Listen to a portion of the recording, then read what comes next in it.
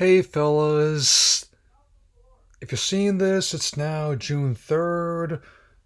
So I thought I'd give you my reaction thoughts on the most recent State of Play video that Sony has put out with upcoming titles for the PlayStation 4 and 5, apart from what's already being revealed for PS Plus tiers, and also this month's selection of games for the tier I'm currently on, the Essentials. So here we go. So the big one, they're leading off with a big announcement here. Arguably the worst kept secret the of Capcom's lately. The long rumored full on remake of Resident Evil 4, which the game has been remastered and re released a fair amount of times. Not saying it's been a bunch of Skyrim, but it's going to be the final whole game from Shinji Mikami before he retires, so coming full circle. And seeing this as one of my favorite installments in the series, it definitely should be interesting how it goes, and I just hope that they do something better with Ashley this time around. I was very much not a fan of her character in the original game at all, so yeah. It's coming out in March 2023, so plenty of time to see how it turns out. Yeah. Speaking of Resident Evil, the first of several PSVR2 reveals is an expansion of Resident Evil Village, which was my favorite game of 2021. And it definitely was well suited to the VR format, and that's coming from someone who's not the biggest VR guy. The atmosphere of horror and also like the gothic horror setting definitely be well suited to this, and it's definitely a version I wouldn't mind trying out once I do get a PS5 and maybe potentially that setup. Yeah. Alright, so and there's also Walking Dead Saints and Sinners Part 2, which is going to be published by Skybound Games, which is actually an actual company that Robert Kirkman owns. I just hope this one is good because even though I'm not the biggest Walking Dead fan, some of the games that I play have been pretty interesting.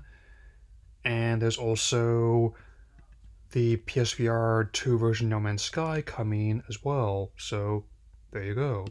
Okay, the last of the PSVR reveals is also related to another highly acclaimed successful game of the system. On top of the New Game Plus update for Horizon Forbidden West, they have a new experience known as Horizon Call of the Mountain, which says in full universe. It's not a full-on Horizon 3, at least not yet. But Guerrilla has confirmed they are working on that, so there you go. And I am very much looking forward to playing Forbidden West once we get a PS5, obviously. Yeah.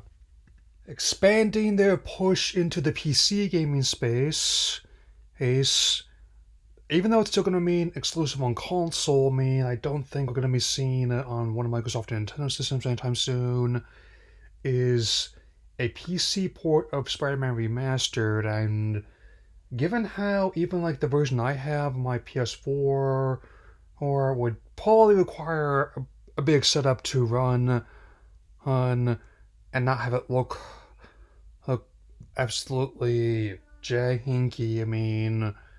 It definitely is one to keep an eye on. Admittedly, they've done some very interesting things with like the God of War remaster since that got ported, like including actually going full on, like turning Kratos and Atreus into Home and Bart, as well as making a full on mod of turning them into Hank and Bob from King of the Hill, as I have to say, that boy ain't right. Yeah.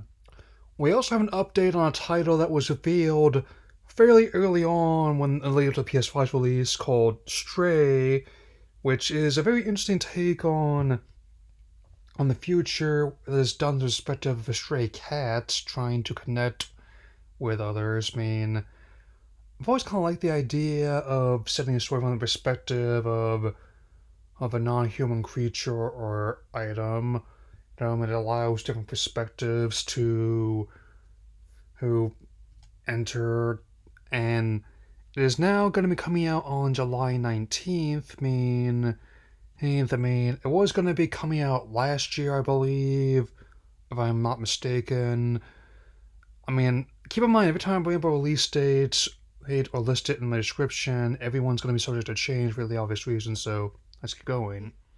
New title, The Callisto Protocol, coming December 2nd. It appears to be some kind of sci-fi horror game set on with a setting known as Callisto. I'm not certain whether it was like a prison planet or some kind of space station, penitentiary, but I'm actually kind of liking the designs of the monsters and how the whole contained space, man. It kind of reminds me of those ones that they made back a while ago called The Suffering, which is like a survival horror game set in a prison. I was saying, I think the Callisto Protocol looks interesting, so I will definitely keep an eye on this one before it launches. Next up, Rollerdome, coming this August, which based on the name as well as like the specific take on the Battle Royale subgenre, looks to be inspired by the original 1975 classic Rollerball, not so much the infamous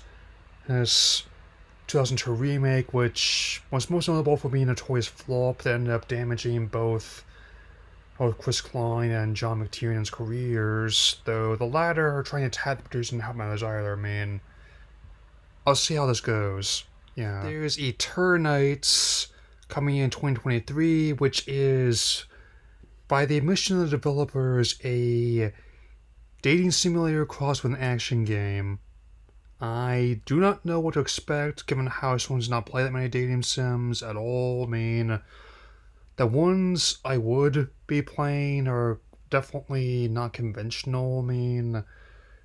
There's the infamous Have to Full Boyfriend, where you're dating birds, and also Katawa Shoujo, where you have to change schools because of a heart condition, and all the potential romance paths are also disabled. But I guess I'll see how this goes next year, however it turns out. So yeah. Okay, so coming off of that very strange title, get to much more mainstream waters with Street Fighter 6 coming next year, getting more footage.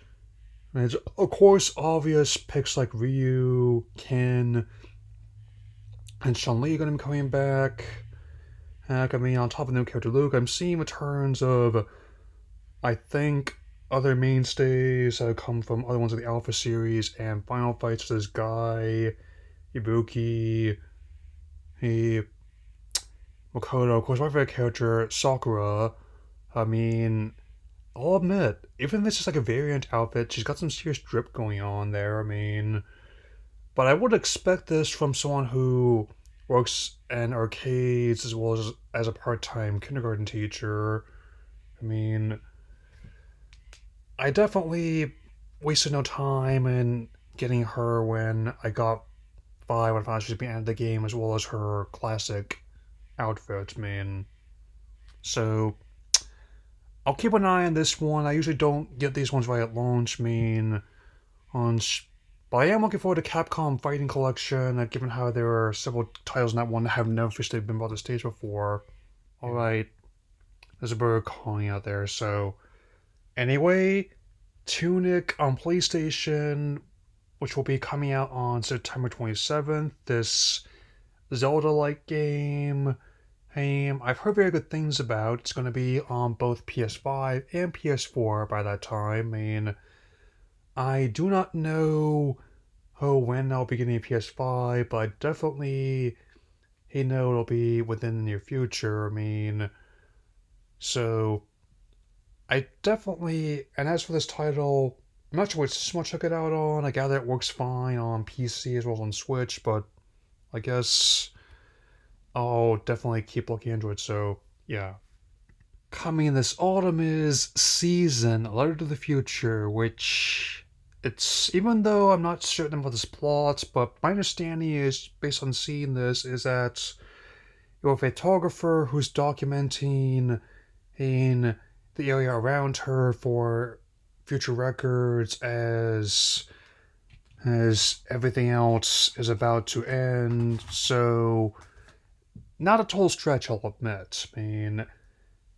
I'll keep an eye on this one. Just hope it doesn't have the same kind of issues I brought by Volcano High after I mentioned it last year. Apparently, there was some unpleasantness with the developers. I won't be getting into it here, which should give you an idea of how heated it was. Yeah. Last but not least is an update on Final Fantasy 16. And there is good news and bad news in this update, which closed out the stream.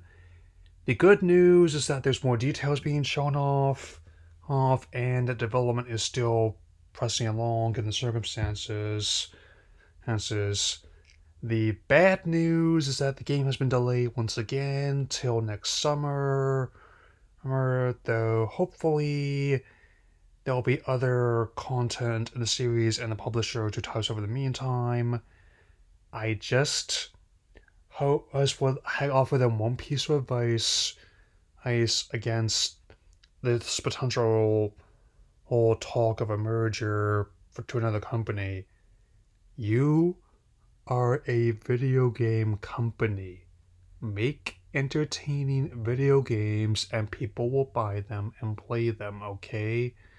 Hey, I do not think this blockchain stuff you're going on about is going to be that much sound given how erratic things have been. And I'll have more to address in the near future. Just thought I'd get you something out as I prepare for this month's stuff, including my graduation from college. So that'll be all for now. Take care, everyone.